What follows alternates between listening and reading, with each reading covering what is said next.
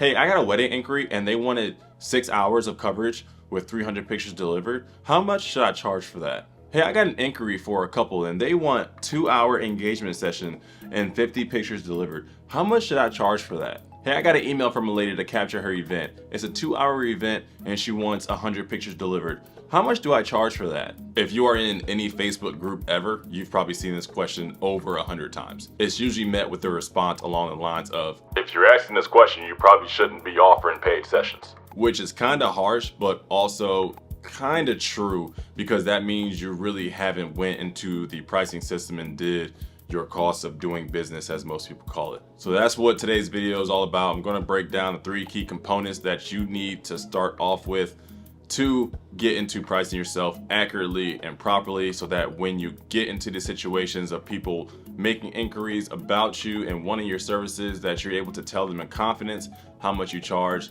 and they're not left guessing about, well, I think he gave me the wrong price, or she gave me the wrong price and she doesn't really know what she's doing, or he doesn't know what he's doing. Hopefully after this video you have a baseline so that if you have asked these questions about how to price yourself, you never had to ask them again.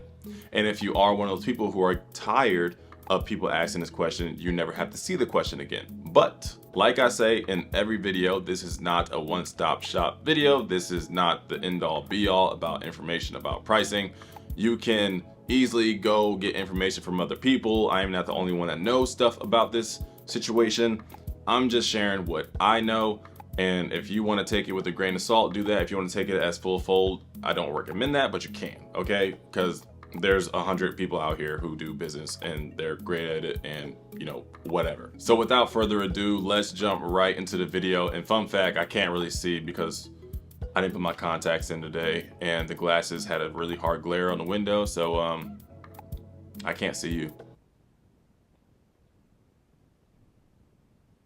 But that's besides the point. Let's get right into it.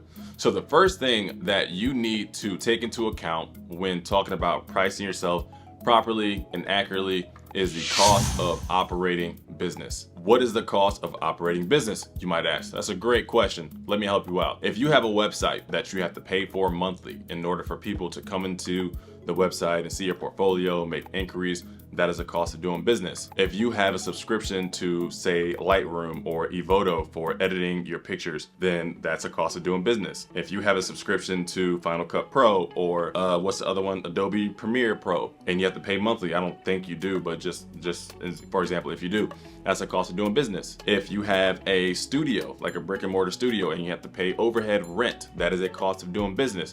If you're a mobile studio and you have to carry everything around and, you know, pay the mobile studio fee or whatever it may be, that's a cost of doing business. Everybody has heard the saying, you have to spend money to make money, and that is accurate. So anything you're spending money on in hopes to make that money back in return, that is a cost of operating your business. So what you want to do is take all these numbers throughout the year. So if you're spending $10 a month on Lightroom, you're going to put the number 120. If you're spending $1,500 a month on rent for your studio, then you're going to times that by 12. I'm not good at math. I don't know how much that is. But basically, you want to take all those numbers and add them up or times them by 12, so you have what you're spending throughout the year. And that's going to be your first block of properly pricing yourself and accurately pricing yourself.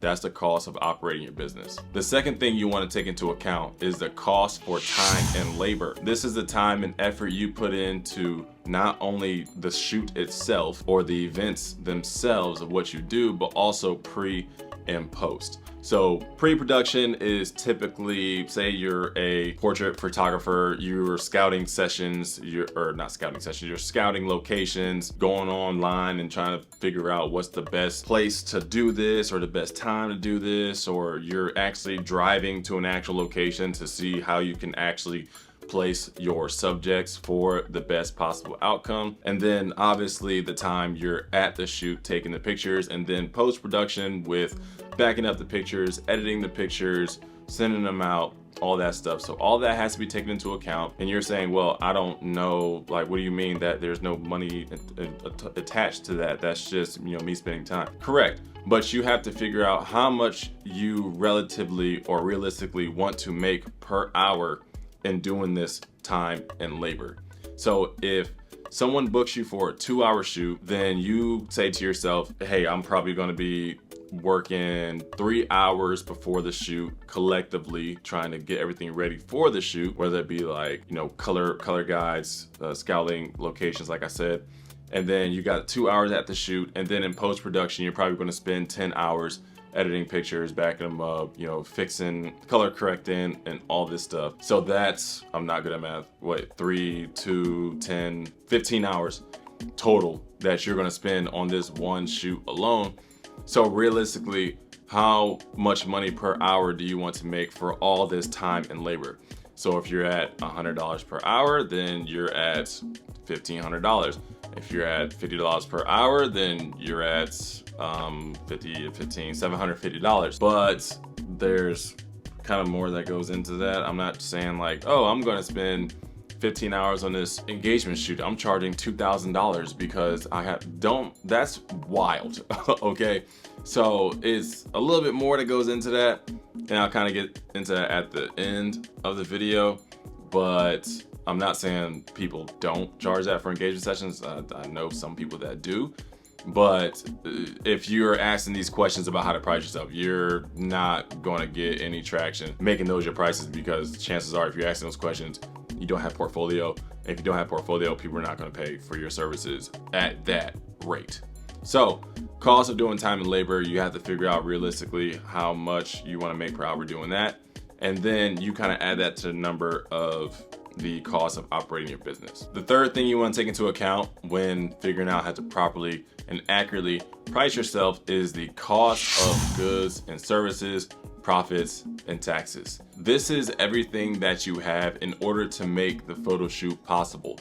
So if you're this photographer, like your camera, your lights, your lenses, tripods, if you're a videographer, ND filters, microphones, gimbals, like you get where I'm going with this. So you take the cost of these goods and services, and then you figure out what profit you want to make on top of that. So let's take this setup right now that I'm using. I'm using the Canon R7 with the 16mm 2.8 and a Takstar SGC 600 microphone to capture the audio. So right here, the camera is $1,500 after tax. The lens is what, $320, $325 after tax. The microphone I think was like $40 after tax. So right there, that's $1,500, that's $318, $20, $40, $1,860. So the $1,860 have the taxes already included, because at base it's $1,400 to $300 and like $30 for all the stuff I just mentioned. So $1,860 is what taxes included. Now, what if I want to make a profit off that? Like I have the gear, but I want to profit off the gear I'm using.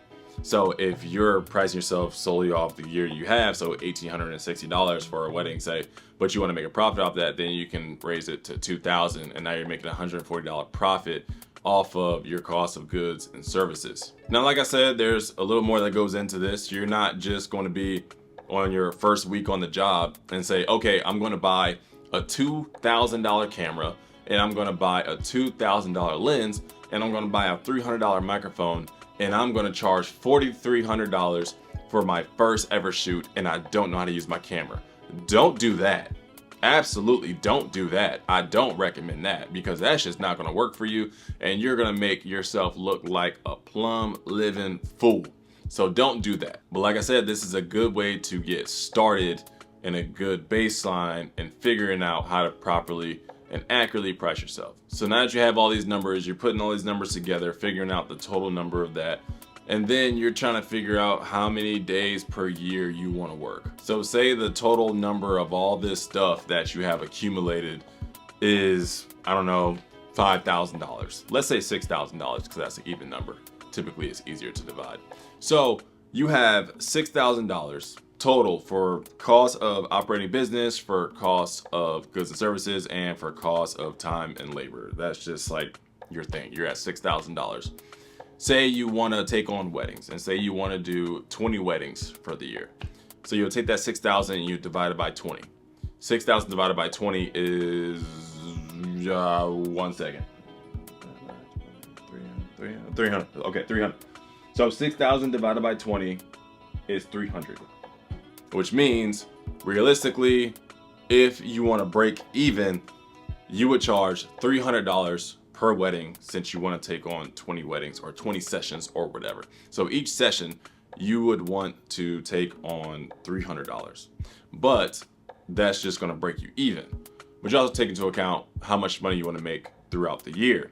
So say all the stuff adds up to $6,000. So you have 6,000 divided by 20 because you want to make, break even with your stuff, and that's kind of like the baseline. You're at $300. But say you want to make $50,000 for the year. So what you would do is you would take that 6,000 and you would divide it by the days you want to work, which is 200, and then you have to figure out how many times 20 goes into 50,000. Wait, am I saying that right? I think, yeah. 20 goes into 50,000, and that's how much you should charge each session in order to reach your goal. So get the calculator back out. 50,000 divided by 20, so 2,500. I should have known that. Anyway, so each wedding or session or whatever, if you're only taking on 20 sessions, which if you're doing portrait sessions, you're not going to be charging 2,500. So these are definitely like more so wedding prices, because nobody's going to make a full-time living off doing 20 portrait sessions in a year and think they're going to call it good. These are definitely going to be weddings, but you get where I'm going with this. So that means in order to reach your goal, you're taking your number of your cost of operating your business, cost, time, and labor, and your cost of goods, services, profits, and taxes. You divide it by the number of days that you want to work, and then you found out how many times that goes into your goal number. So in order to make $50,000 at 20 sessions per year or 20 weddings per year, you're going to be charging $2,500 per wedding, and that's actually not a bad price. $2,500 is even seen on the low end for a lot of photographers. So if you're kind of just starting out and you have portfolio, you want to build off that, and then you can really offer $2,500 and it makes sense. $50,000 a year is definitely doable. And I don't know if you're living alone in this economy, that's going to be hard to make that your full-time gig, because $50,000 is really not a lot of money. But if you're on like a dual income, especially if you don't have any kids, $50,000 is plenty, especially if your spouse is making equal to that. That's, you're at that point a middle income, middle ranked, middle class family. So that's, very doable. Now, like I was saying earlier, there's a couple other factors that go into pricing yourself that aren't the key 3 things that I just went over. And the first one of these extra factors, if you will, that you need to consider when accurately and properly pricing yourself is your geographic location. So you should be comparing your prices to other photographers in the area to figure out what's everyone's ideal budget. Now, don't think as a beginner photographer you should be comparing yourself to the luxury photographers in your area and say, well, they're charging $8,000, so I think I should charge $4,000, but I've never done a wedding yet. That's crazy. Don't do that, okay? Don't do that. But you definitely want to look at the other photographers in your area that are around like the same experience level as you, see what they're pricing, and then have your price competitive to that. You don't need to make your prices absolutely so cheap to think that, oh, if I make my prices cheap, then people are going to look at me more and inquire at me more because my price is more appetizing for them. I'm gonna tell you why that's a bad idea for 2 reasons. One, cheap clients are always the worst clients. I'm gonna just say it out there. That's a fact. Cheap clients are always the worst clients because they want to spend the least amount of money, but they want the most amount in return. That's just a fact. And if you're watching this and you've gotten to this point in the video and you agree with that, drop it down in the comments like, yo, I agree with that, because that's an absolute fact. The second reason why that's a bad idea is because if you price yourself really low thinking you're going to get more traction, people are actually going to look at you as inexperienced, and they're going to look past you because they're going to be like, why is this so cheap? Imagine someone post a Canon R5, say, well, I'm not gonna say Mark II yet because it's not even out yet. So someone posts a Canon R5 on Facebook Marketplace for $100. You're gonna think it's a scam. You're gonna be like, this is a $3,000 camera, even though it's a few years old. $100 is really cheap. You're probably gonna ask, why is this so cheap? Same thing with your wedding prices or your portrait prices or whatever. If you price them so cheap thinking you're gonna get traction, people are gonna say, why are you so cheap? Are you not good? Do you not know what you're doing? And people are gonna look other way, especially people who care about the product that you're giving them. There's some people that aren't gonna care. They're gonna be okay with iPhone pictures, and they're gonna be like, well, whatever, you're cheap. Like, let me just get my pictures. Again, if they suck, if those pictures suck, they're gonna have an attitude, even though they said they don't care. So just don't do that.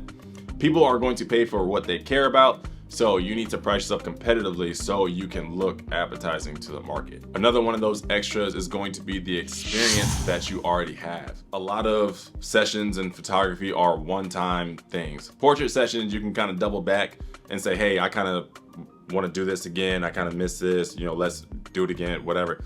That's fine. And actually clients will appreciate that because then they know like, hey, this guy or this girl really knows what they're doing. They really know the look they're going to get. I feel more confident that this final product is going to be something that I like, versus if you wait to the end and you send them the final product and they're like, these, like, what's wrong with these? And then you say like, well, I missed it, but you know, I didn't want to do it again. It's like, what are we talking about? Yeah, don't do that. Versus a wedding is a one-time thing. You have no do-overs. You can't miss the first kiss and be like, hey, can you like walk back down to the arch in the arbor or whatever and do a first kiss again? That can't happen. So you have to know what you're doing, and you have to have that experience in order to price that. So if you've never done a wedding, but you want to get into wedding photography, nobody's going to look at you if you're charging competitive prices, but you don't have anything to show for it. So you definitely need some type of experience. So I do recommend charging a little bit lower than the average, if you will, if you are just starting and have nothing to show for it, because then you'll still be a little bit lower, but you won't be so low that people are gonna look at you sideways. But a lot of people love working with beginner photographers to help them build portfolio, because they're not professional models, they don't know how to pose, and they realize that you're just, you know, trying to learn and trying to get experience. There's a lot of people that are willing to do that. I have no problem offering free sessions, and I think offering free sessions is kind of needed in order to get something on your portfolio. But after you've done a few and your pictures are able to speak for themselves, then those free sessions got to get cut out. Like, stop giving discounts, stop giving free sessions. At that point, you got to recognize like you don't get paid in exposure. That's just, you know, you don't get paid in exposure. You got to, you know, make some money. And then the final extra thing that kind of goes into all of this is a photographer's self-worth. So how they feel about their product that they deliver, how they feel about their ability to capture moments, to pose, to do all the right things in order to be a great photographer. So if you tell somebody, hey, your work or your photography prices are way too expensive, they're gonna be like, no, they're not. That's what I'm worth. That's what I charge. And at the end of the day, you can't tell them they're wrong, because how they see themselves is how they see themselves. And if people are paying that price, why would they go down in price just because one person thinks it's too high? That's just not gonna work. So a photographer's self-worth is definitely subjective, and it's not gonna be based around facts. It's just, hey, I feel this way, so this is my truth, which is fine. And I think that everybody needs to recognize their worth, and everybody needs to recognize that they are worth something and that they bring something to the table. If you do bring something to the table. But if you don't bring anything to the table, then you shouldn't be like doing this. Anyway, but I'm sure everybody watching the video brings something to the table, and you just want to get a couple extra things or whatever. But definitely self-worth. You got to recognize how you feel about your work. And especially like if you're delivering galleries and the clients that you're delivering galleries to are saying, yo, I love this work, then, you know, you can kind of say, okay, like my self-worth, I'm kind of feeding my ego a little bit. And then you can start kind of like inching those prices up. The kind of recipe to raising prices is that after every few sessions you do, or after every few weddings you do, you can raise your prices by like 50 bucks. So if your starting price is $2,000 for a wedding, and then you rock off like 3 weddings, boom, you can raise it to like 2,050 or 2,100. And then if you're still getting booked, boom, another 3 weddings go by, raise it to 2,200. Rock off a couple, boom, 2,300. And you just consistently slowly raise your prices. Like, don't do like 3 weddings and go from like $2,000 to $4,000, because that's just too much of a jump. You want it to be gradual. You want it to work yourself up. And if you're doing multiple weddings a year, you can go from 2,000 to 3,000 in a single year if you're doing enough. So just stay patient, stay the course, and just make sure that you're doing stuff in a way that it doesn't look like you're only in it for the money. Don't forget about the client. Don't forget about what they want. And you know, that's another part that goes into it. Like, how much of a people person are you, and how good are you with people, with the clients, with making the clients feel comfortable. And that's a whole nother part that goes into pricing and photography. But with all that being said, I think we could bring this video to a wrap. So if this video was of help to you, make sure you hit the like button, hit the subscribe button, drop a comment down in the comment section letting me know if this helped you. And I love making videos like this, and we're on the road to 100 subscribers. So I would love to hear from you, and I would love your feedback, whether it be good or bad. And I can't wait to do more videos like this. So with that being said, just a reminder, my name is Cameron. I am a portrait and wedding photographer based out of Durham, North Carolina.